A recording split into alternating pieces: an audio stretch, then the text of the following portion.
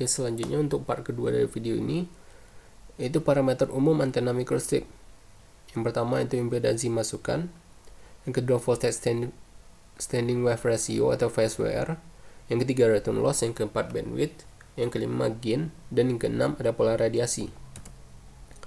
Jadi impedansi masukan didefinisikan sebagai impedansi sebuah antena pada terminal masukan sebagai perbandingan antara besarnya tegangan terhadap arus. Yang kedua itu voltage standing wave ratio atau VSWR, di mana merupakan perbandingan antara amplitudo gelombang berdiri maksimum dengan minimum.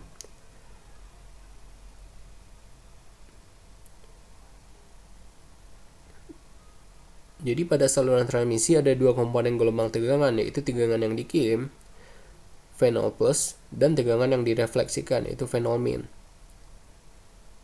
Dan maka perbandingan antara tegangan yang direfleksikan dengan tegangan yang dikirim disebut sebagai koefisien refleksi tegangan.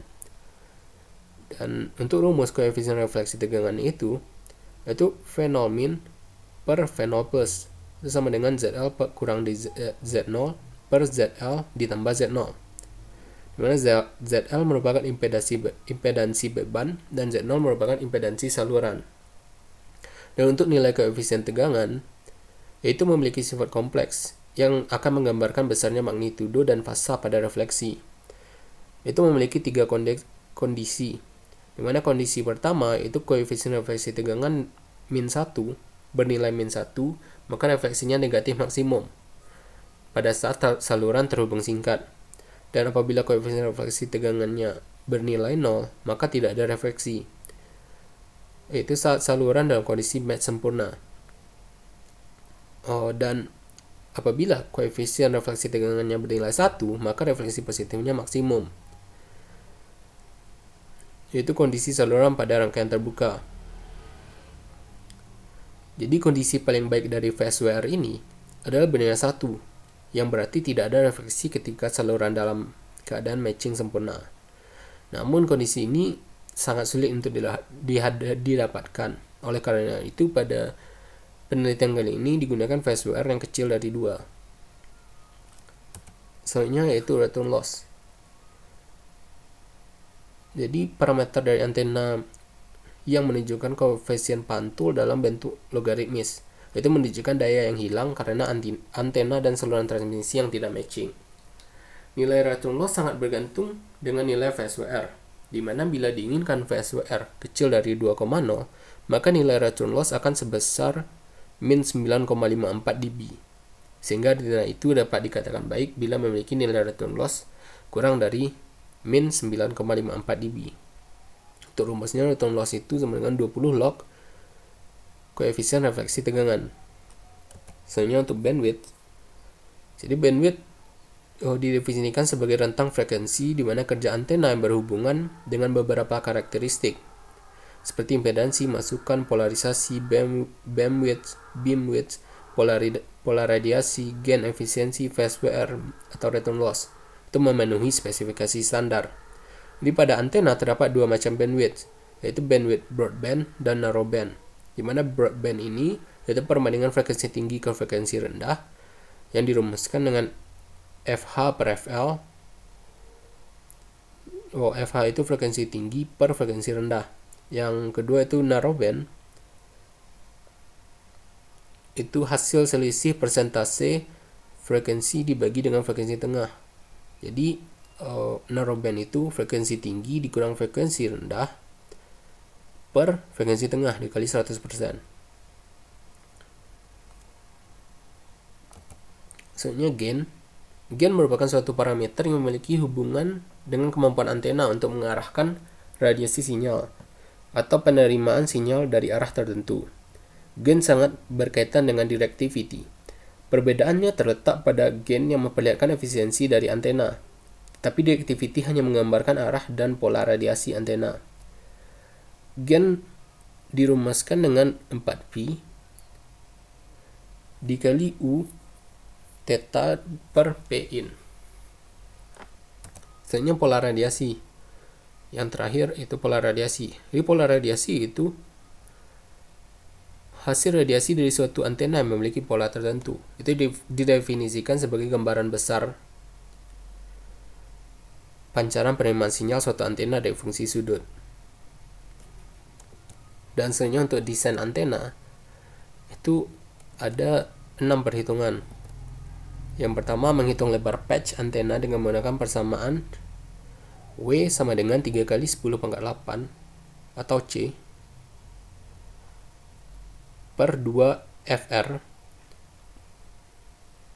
dikali epsilon R ditambah 2 per 2. Dan selanjutnya untuk menghitung dielektrik antena dengan menggunakan persamaan epsilon ref sama dengan epsilon R ditambah 1 per 2 ditambah epsilon R kurang 1 per 2 dikali 1 per akar 1 tambah 12H per W. Selanjutnya untuk menghitung length itu dengan persamaan C per 2FR dikali epsilon ref. Yang keempat itu menghitung pertambahan panjang efektif itu delta L dengan rumus 0,412H dikali epsilon ref ditambah 3 dikali W per H ditambah 0,264 per epsilon ref dikurang 0,258 dikali W per H ditambah 0,8. Jadi untuk panjang patch yaitu dengan rumus L sama dengan LF dikurang 2 delta L. Untuk perhitungan saluran transmisi itu menggunakan B sama dengan 60 pi kuadrat per Z0 dikali akar epsilon R. Dengan W-nya yaitu 2H per V dikali B dikurang 1 dikurang intrinsik 2B kurang 1 ditambah epsilon R dikurang 1 per 2 epsilon R dikali NB kurang 1 ditambah 0,39 dikurang 0,61 per epsilon L. Sehingga mata kuliah yang berhubungan dengan proyek yang dipilih ini itu elektromagnetika, telekomunikasi, dan perancangan antena mikro. Dan selanjutnya untuk metodologi penelitian. Jadi untuk dapat merancang suatu antena itu dibutuhkan diagram Allir yang merupakan langkah sistematis dan terstruktur agar dapat merancangnya menjadi lebih efektif dan efisien. Jadi tahap pertama yang dilakukan yaitu menentukan spesifikasi antena yang diinginkan dan menentukan nilai dari setiap variabel yang dibutuhkan. Sehingga dilakukan simulasi menggunakan software Ansoff, HFSS, dan proses simulasi itu dilakukan sampai didapatkannya nilai parameter yang sesuai seperti yang diinginkan, seperti nilai return loss, phase WR, bandwidth gain, dan lain-lain. Dan jika semua parameter ini sudah sesuai dengan spesifikasi yang diinginkan, maka selanjutnya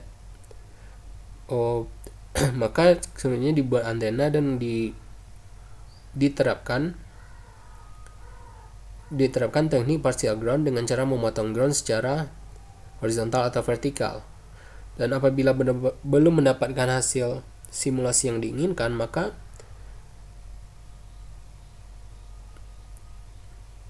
dilakukan modifikasi atau optimasi pada dimensi antena yang sudah dibuat tersebut. Setelah semua data return loss, phase WR gain, dan bandwidth sesuai dengan yang diinginkan, maka akan dilakukan pengambilan data terlebih dahulu dan dilakukannya proses fabrikasi. Kemudian dianalisa dan dapat ditarik kesimpulan pada akhir pengerjaan. Selanjutnya yaitu spesifikasi perancangan antena.